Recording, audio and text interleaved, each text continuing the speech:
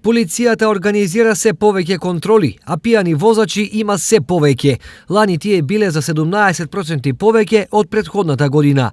Во бројки, лани сообраќајните служби алкохол утврдиле кај 831 лице, а една година пред тоа 713. По градови, најмногу пијани возеле во Штип, дури 393, а најмалку во Виница, само 42.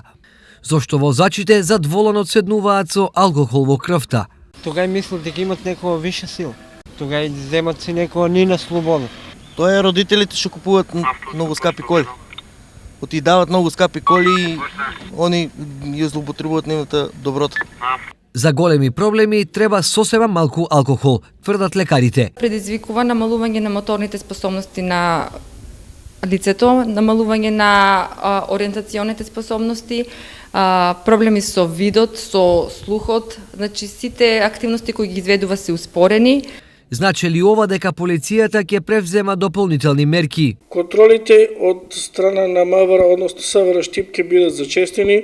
Последна контрола беше во саботата вечерта и се констатиране дека се уште возачите конзумираат алкохол и возат. Откриени се 11 прекршоци за управување на возила под дејство на алкохол. Ова значи и ригорозни казни. Од 0,5 промили, каде што е дозволено за возачите аматери за управување во секојдневно во сообраќај, до 1 промил алкохол е 250 евра во денарска противвредност глобата и следува исто така заштитна мерка забрана за управување со моторно возило од 3 месеци.